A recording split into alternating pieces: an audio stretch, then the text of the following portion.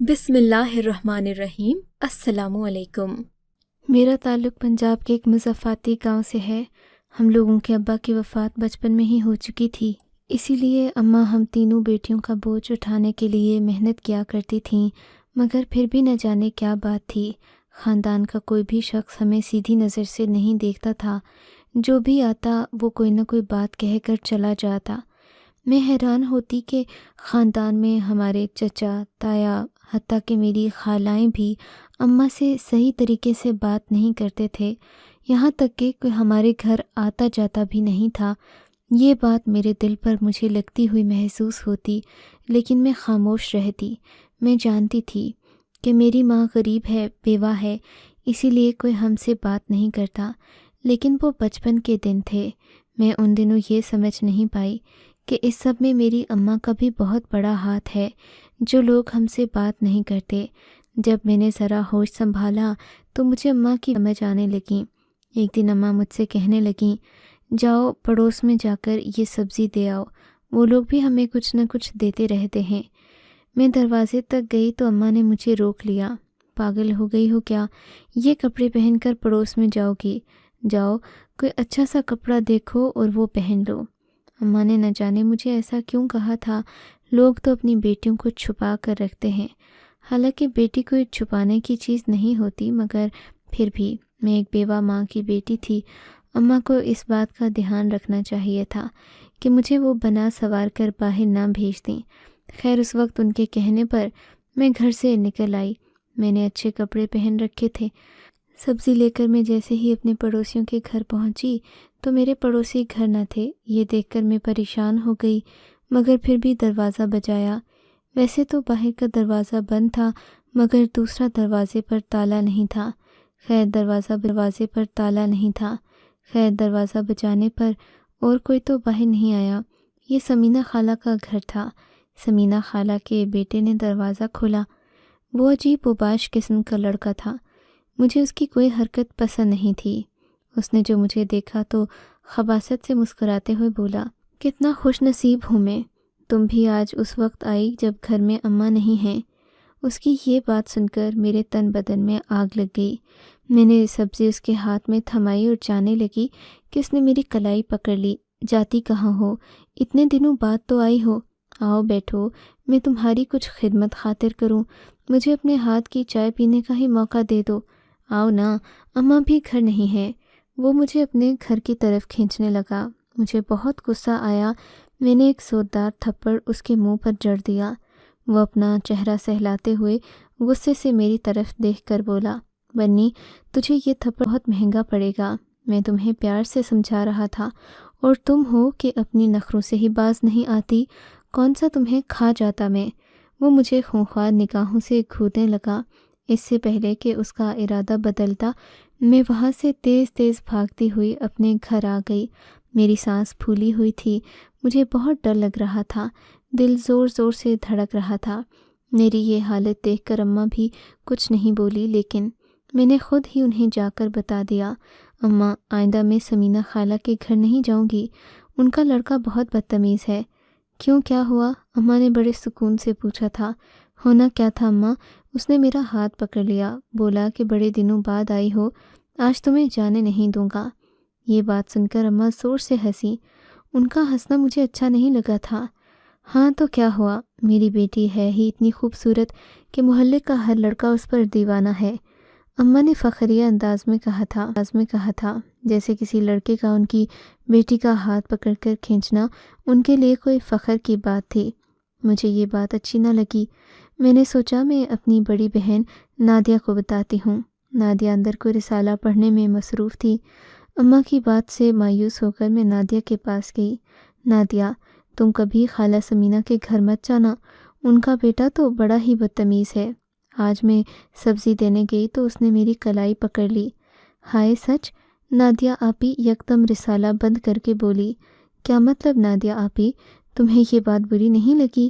ان کے مسکراتے چہرے کو دیکھ کر میں نے حیرانگی سے پوچھا تھا، اس میں برا لگنے والی بات ہی کیا ہے؟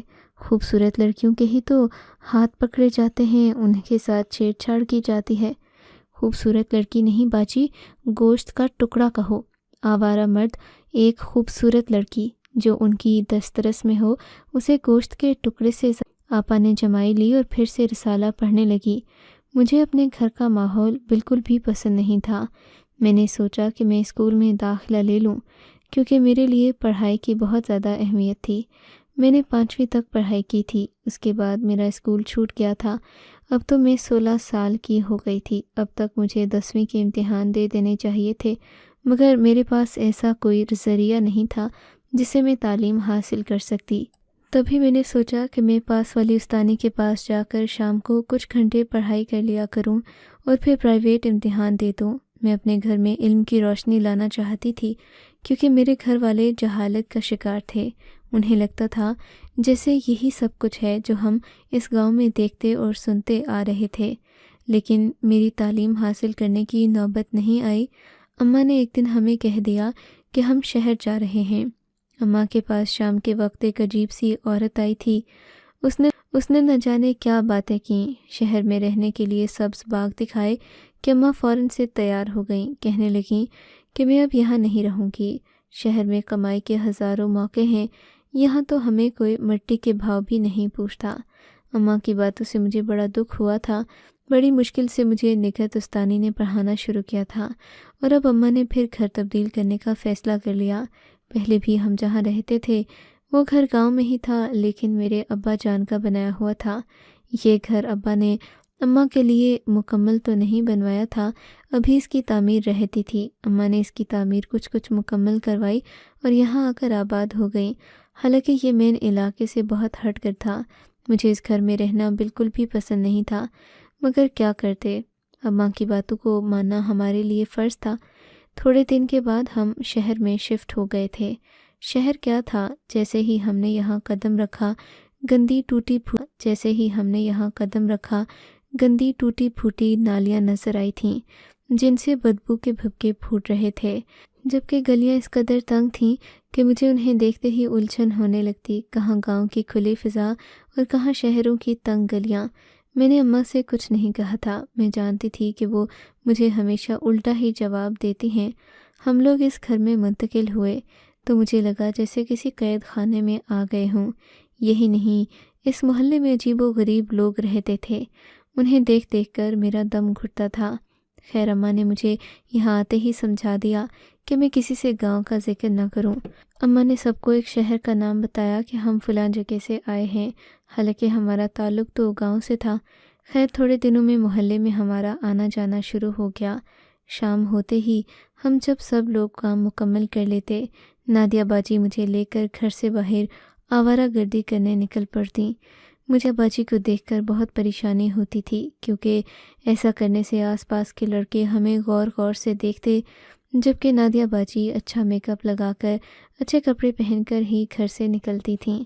ایسے میں ان کے ساتھ چلنے میں شرمندگی محسوس کرتی۔ کچھ دن سے نادیہ باجی ایک گھر میں جانے لگی تھیں۔ اس گھر میں ایک بیوٹی پارلر کھلا تھا جہاں ایک لڑکی کو کام کرنے کے لیے بلایا جا رہا تھا۔ باجی نے اس لڑکی کی اسامی دیکھ لی اور پھر خود وہاں جانے لگیں، مگر باجی وہاں کام کرنے کم اور ادھر ادھر کی خبر رکھنے زیادہ جایا کرتی تھیں۔ باجی آتے ہوئے اکثر سادہ سیلفی لے لیتی تھیں۔ ایک دن راستے میں آتے ہوئے انہیں ایک دکان مل گئی، یہاں بہت خوبصورت کپڑے لٹک رہے تھے۔ باجی نے کپڑوں کو دیکھا تو ان کا جی للچانے لگا، بولیں کہ میرے پاس پیسے ہوتے تو میں یہ سارے خرید لیتی۔ میں جانتی تھی ان کے پاس پیسے نہیں ہیں، چلو آؤ کپڑے دیکھ تو لیتے ہیں، آپ ہی نے کہا، اور پھر میرا ہاتھ پکڑ کر اندر دکان میں چلی گئیں۔ میں ان کا چہرہ ہی دیکھتی رہ گئی۔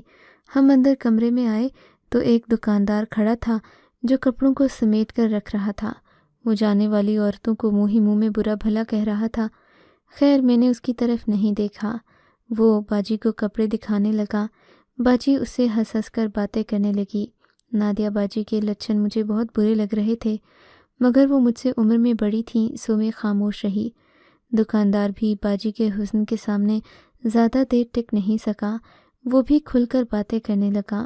اس کی ہنسی، اس کے کہکہے دیکھ کر مجھے یقین ہو گیا تھا کہ یہ باجی کو کپڑے مفت یا پھر کم قیمت پر ہی دے دے گا۔ پھر وہی ہوا جو میں نے سوچا تھا۔ اب اتنی تو سمجھداری مجھ میں آ ہی گئی تھی کہ باجی کے فائدے کو سمجھ سکوں۔ باجی کو دکاندار نے مفت کپڑے ایک شاپر میں ڈال کر دے دیے اور کہا، آتی جاتی رہا کرو، تم آتی ہو تو میری دکان میں رونق لگ جاتی ہے۔ میں حیران تھی کہ باجی سے ایسا بھی کیا عشق ہو گیا کہ اب اس کی دکان میں باجی کے ساتھ رونق لگنے لگی ہے۔ خیر میں بھی خاموشی سے گھر آ گئی۔ گھر آتے ہی میں نے باجی کو بہت ڈانٹا۔ باجی تم یہ کیا کرتی ہو؟ دکانداروں سے ہنس ہنس کر بات کرنے کے بدلے مفت سوٹ لیتی ہو، کیا تم اکبر کو بھول گئی؟ باجی کا دراصل گاؤں میں ایک منگیتر تھا جس کا نام اکبر تھا۔ اکبر سے بھی باجی کھلم کھلا ہی باتیں کیا کرتی تھی، مگر وہاں آ کر تو یہ اکبر کو بھی بھول گئی تھیں۔ ارے بھائی اس گوار کا تو نام مت لو، میں یہاں کسی شہری لڑکے سے ہی شادی کروں گی۔ باجی نے یہ بات کہی تو میرا منہ کھلے کا کھلا رہ گیا۔ باجی نے اکبر کے ساتھ جینے مرنے کی قسمیں کھائی تھیں۔ خیر میں کون ہوتی تھی ان باتوں میں بولنے والی، ویسے بھی میں بہنوں میں سب سے چھوٹی تھی۔ پھر اماں نے باجی کا باقاعدہ رشتہ ڈھونڈنا شروع کر دیا۔ اماں کے منہ پر بھی ایک ہی بات رہتی کہ شہر میں رشتہ داری کرنی ہے، گاؤں کے لوگ بہت خود غرض ہیں۔ جدھر باجی کا آنا جانا تھا وہ دکاندار بھی باجی سے بہت باتیں کیا کرتا۔ اس کی عمر 40-45 سال تھی۔ ایک دن باجی نے اماں کو اس دکاندار کے بارے میں سب کچھ بتا دیا۔ اماں تو تھی ہی صدا کی لالچی، انہوں نے جا کر دکاندار سے اس کی کمائی وغیرہ پوچھی تو معلوم ہوا کہ وہ تو موٹی اسامی تھی۔ تب اماں نے اپنی بیٹی کو قائل کر لیا کہ وہ اسی دکاندار کے ساتھ بیاہ کر لے۔ مجھے تو سمجھ نہ آئی تھی کہ آخر یہ دکاندار جو کہ نہ باجی کے برابر پڑھا لکھا تھا، نہ ہی اس کی کوئی شخصیت تھی، نہ اماں نے اس کی ذات پات کا پوچھا، پھر باجی کی شادی کیسے طے ہو سکتی تھی؟ لیکن سب کچھ دیکھتے دیکھتے ہی ہو گیا۔ جس دکاندار کو کوئی رشتہ نہ دیتا تھا، جس نے کبھی باجی کو سیدھی نظر سے دیکھا نہیں تھا، اس کی نظروں میں عجیب سی غلاظت بھری ہوتی تھی۔ اسے اماں نے اپنی بیٹی کا رشتہ دے کر جیسے ابا کی روح کو تکلیف پہنچائی ہو، مگر میں نے بھی اس بار اماں سے صاف کہہ دیا کہ میں اپنی شادی اس طرح کے کسی لڑکے سے نہیں کروں گی۔ مجھے آپ پڑھنے کے لیے اسکول بھیج دو، میں پڑھ لکھ کر ہی شادی کروں گی، کیونکہ جانتی تھی کہ اماں دوسرے نمبر پر مجھے ہی رکھے ہوں گی۔ خیر اس دکاندار سے باجی کے رشتے کی باتیں ہونے لگیں۔ ایک دن وہ اپنے دوست کو لے کر میری بہن کا رشتہ مانگنے آ گیا۔ دوست نے جا کر ساری بات ہی کھول دی، کہنے لگا کہ میں آپ سے جھوٹ نہیں کہوں گا، میرے دوست کی یہ دوسری شادی ہے۔ دراصل میرے دوست کی پہلی بیوی اس کی جائیداد پر قابض ہے، جو اسے کوئی بھی فیصلہ اپنی مرضی سے نہیں کرنے دیتی۔ اب یہ دوسری شادی کر کے اپنی خوشگوار زندگی گزارنا چاہتا ہے۔ میں اس شخص کی بات تو سمجھ گئی تھی، مگر یہ نہ سمجھی تھی کہ یہ کوئی سودے بازی ہے یا واقعی شادی ہے۔ اماں نے میری بہن کی شادی اسی دکاندار سے کر دی جس کی دکان میں 4-5 کروڑ کا سامان تھا، اور تقریباً وہ 1 کروڑ اپنے بینک میں رکھے ہوئے تھا۔ باجی کو اور اماں کو اس نے ساری ہی تفصیل بتائی۔ یوں یہ سلسلہ شروع ہو گیا۔ امی نے گاؤں کے کسی رشتہ دار کو بھی باجی کی شادی میں نہیں بلایا تھا۔ سب لوگ ناراض ہوں یا خوش ہوں، اس سے اماں کو کوئی فرق نہیں پڑتا تھا۔ اب میں سمجھ گئی تھی کہ کیوں اماں کی حرکتوں کی وجہ سے ان کے سبھی رشتہ دار ان سے نالاں تھے۔ خیر سے ہمارے لیے یہ کوئی بڑی بات تو نہیں تھی۔ اب تک ہم اماں کی طبیعت کو اچھی طرح سمجھ چکے تھے۔ میری بہن رسم کے طور پر اگلے دن جب گھر آئی تو اماں نے اسے فوراً کمرے میں لے جا کر پوچھ گچھ شروع کر دی۔ میں کمرے کے باہر موجود کھڑکی کے پاس کھڑی سن رہی تھی۔ اماں اس کا زیور دیکھ دیکھ کر ٹھنڈی آہیں بھر رہی تھیں۔ میری بہن بھی اماں کو اپنے شوہر کے بینک کی تفصیلات بتا رہی تھی۔ ان کے مطابق ان کا شوہر بہت زیادہ امیر اور اثر رسوخ والا تھا۔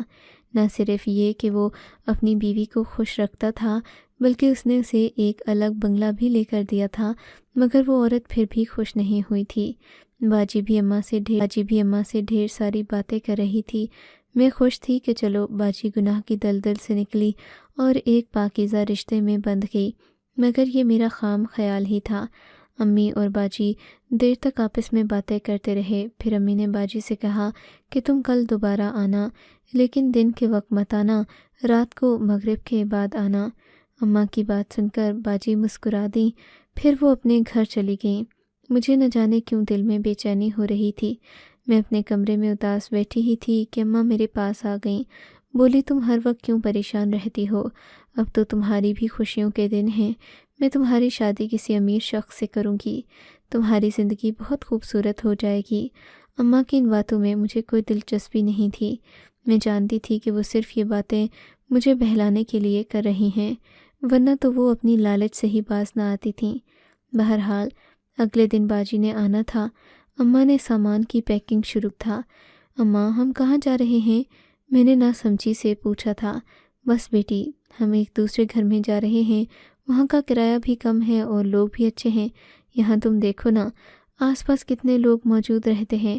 تم خود ہی تو کہتی ہو کہ یہ گھر نہیں ایک جہنم ہے۔ اماں کے یاد دلانے پر میں چپ ہو گئی۔ ٹھیک ہے اماں، ہم تو چلے جائیں گے، لیکن باجی کا کیا ہوگا؟ انہیں بھی تو بتا دیتی۔ ہاں میں اسے بتا دوں گی، وہ ہماری مدد کرنے ویسے بھی رات تک آ جائے گی۔ امی کی بات سن کر میں شک میں پڑ گئی، مگر میں چپ رہی۔ پھر وہی ہوا جو میں نے سوچا تھا۔ اب تک تو مجھے اماں کے مزاج کی ویسے بھی سمجھ آ گئی تھی۔ صبح ہوتے ہی اماں نے سارا سامان ایک گاڑی کے ذریعے دوسری جگہ پہنچا دیا۔ اس بات کی کسی کو کانوں کان خبر نہیں ہوئی تھی۔ یہ سامان والا ٹرک فجر سے پہلے ہی ہمارے گھر سے چلا گیا تھا۔ اب ہم لوگ گھر میں اکیلے تھے، جبکہ اماں دوسری بہن کے ساتھ مل کر سب گھر کا سامان پیک کر چکی تھیں۔ شام کو یعنی مغرب کے وقت نادیہ باجی گھر داخل ہوئیں۔ وہ بہت عجلت میں لگ رہی تھیں۔ اماں نے گھر کو تالا لگایا۔ اسی وقت مجھے بھی کہنے لگیں، چلو جلدی سے گاڑی میں بیٹھو، جانے کا وقت ہو گیا ہے۔ میں سمجھی نہیں تھی، لیکن پھر بھی اماں اور بہن کے ساتھ گاڑی میں بیٹھ کر دوسری جگہ آ گئی۔ یہاں پر ہمارا سامان بکھرا پڑا تھا۔ اماں نے جلدی جلدی سامان درست کرنے کا کہا۔ یہ جگہ کافی دور تھی، ہمیں یہاں آتے ہوئے 4 سے 5 گھنٹے لگے تھے۔ معلوم نہیں یہ کون سی جگہ ہے، میں دل ہی دل میں سوچنے لگی۔ ہم نہ جانے یہاں کیسے رہیں گے۔ یہ سوچ سوچ کر میں پریشان ہو رہی تھی کہ اماں نے مجھے کہا، بیٹی اب تم یہاں اپنا نام کسی کو بھی یہ مت بتانا، تمہارا نام شمائلہ ہے، اور نادیہ بیٹی تمہارا نام آج سے سعدیہ ہے۔ اماں کی بات سن کر مجھے سخت حیرت ہوئی تھی۔ اماں تم نے کیا باجی کو اپنے دیا؟ میرے پوچھنے پر اماں نے مجھے سختی سے جواب دیا، شوہر کچھ نہیں ہوتا، ہم جو بھی کرتے ہیں وہ عارضی طور پر کرتے ہیں۔ تمہاری بہن اب اتنی امیر تو ہو ہی گئی ہے کہ ساری زندگی آرام سے گزار سکتی ہے۔ اس کے پاس سونا ہے، حق مہر کی رقم ہے۔ دیکھو اگر عقل سے کام لیا جائے تو یہی ہوتا ہے۔ اماں کی بات نے مجھے حیران پریشان کر کے رکھ دیا تھا کہ میری ماں اپنی بیٹیوں کا سودا کر رہی ہے۔ اب ان کی نظر مجھ پر تھی۔ بڑی بیٹی تو اپنے شوہر کا سارا سونا زیورات وغیرہ لوٹ کر اماں کے پاس جمع کرا چکی تھی۔ اب اماں کی نظر مجھ پر ہی پڑی تھی۔ انہوں نے اپنے محلے میں یہ مشہور کر دیا کہ میری بڑی بیٹی کا شوہر وفات پا چکا ہے۔ اسے صدمے سے نکالنے کے لیے گھر سے دور لے آئی ہوں، جبکہ چھوٹی بیٹی ابھی غیر شادی شدہ ہے۔ ایک دن میرا بھی رشتہ بہت اچھے گھرانے سے آ گیا، کیونکہ اب ہم جہاں رہتے تھے وہ کوئی پوش علاقہ ہی تھا۔ ان لوگوں کو دیکھ کر اماں کی باتیں کھل گئیں۔ یہ موٹیاں اماں ہاتھ سے جانے کیسے دیتی؟ ویسے تو یہ رشتہ میری بہن کے لیے آیا تھا، لیکن ان لوگوں نے مجھے پسند کر لیا۔ عموماً ایسے معاملات میں ماں باپ اپنی بڑی بیٹی کا سوچتے ہیں، مگر اماں نے میری بڑی بہن کی پرواہ کیے بغیر مجھے اس شخص کے ساتھ بیاہ دیا جس کا نام ماجد علی کریم تھا۔ ماجد علی کریم انتہائی خوبصورت شخص تھا۔ میں تو اس کی محبت میں ایسی گرفتار ہوئی کہ میں نے اپنے گھر کی ہر بات انہیں بتا دی۔ ماجد علی یہ بات سن کر بڑا ہی حیران ہوا، بولا کہ میں نے آج تک ایسا خاندان نہیں دیکھا۔ اماں نے مجھے منع کیا تھا کہ میں اپنے شوہر کو اپنے بارے میں کچھ نہ بتاؤں، مگر مجھ سے رہا نہیں گیا۔ میں نے انہیں اپنی زندگی کا ایک ایک پل بتا دیا، اور یہی میری سب سے بڑی غلطی تھی۔ اگلے دن جب میں گھر سے نکلی تو میرے شوہر نے مجھے کہا، اگر آج تمہارا جرم ثابت ہو گیا تو میں تمہیں ہمیشہ کے لیے چھوڑ دوں گا۔ میں حیران تھی کہ میرا قصور ہی کیا ہے، مگر پھر یہ مجھے گھر کے سامنے لے گئے۔ یہاں سے ایک آدمی نکلا جسے دیکھ کر میرے قدموں تلے سے زمین ہی نکل گئی تھی۔ وہ آدمی کوئی اور نہیں بلکہ میرا پچھلا بہنوئی تھا، یعنی کہ سعدیہ میری بہن کا شوہر، جسے میں بھول چکی تھی مگر وہ ہمیں نہیں بھولا تھا۔ جب اس شخص نے مجھے دیکھا تو بولا، ہاں اسی کی بہن ہے، تم اس کے گھر چلو، میں ان لوگوں کو چھوڑوں گا نہیں۔ اس شخص کو دیکھ کر میں بہت ڈر گئی تھی، ان دو مردوں کو منع بھی نہیں کر سکتی تھی۔ ہم وہاں پہنچے، یعنی میرے گھر، تو اماں اور میری بڑی بہن اس شخص کو دیکھ کر حیران رہ گئیں جس کے بارے میں انہوں نے مشہور کر رکھا تھا کہ وہ مردہ ہے۔ میری زندگی کی سب سے بڑی غلطی نے مجھے اسی بات کی سزا دی تھی۔ میرے شوہر نے بھی مجھے طلاق دے دی، کہا کہ یہ خاندان اس قابل نہیں کہ ان میں شادیاں کی جا سکیں۔ جبکہ میری بہن کا شوہر تو پہلے ہی اس سے نفرت کرتا تھا، سو اسے طلاق دے کر چلا گیا۔ آج میری ماں ہم دونوں بیٹیوں کی کمائی پر عیش تو کر، مگر ان دونوں کے گھر اجاڑنے میں سب سے زیادہ ہاتھ، اور مجھے اس بات کا بھی افسوس ہے کہ میں نے اپنے شوہر سے ہر بات کیوں کہہ دی۔ بھلا شوہر عورت سے کتنی ہی محبت کرے، مگر وہ عورت کے راز کو راز نہیں رکھ سکتا اور نہ ہی اسے اپنے دل میں چھپا سکتا ہے۔ خدا کے لیے یا تو اپنی زندگی میں کوئی ایسا واقعہ نہ ہونے دے، اور اگر ایسا ہو بھی جائے تو اپنے شوہر کو بتا کر ہمیشہ کے لیے اسے اپنی محبت سے اور اس کے سکون سے محروم نہ کریں۔ آپ کو اگر یہ کہانی اچھی لگی ہے تو اس ویڈیو کو لائک کیجیے، اور اس طرح کی مزید کہانیاں سننے کے لیے ہمارے چینل کو ضرور سبسکرائب کیجیے۔ کہانی سننے کا شکریہ۔ آپ سے ملاقات ہوگی اگلی ویڈیو میں، تب تک کے لیے اللہ حافظ۔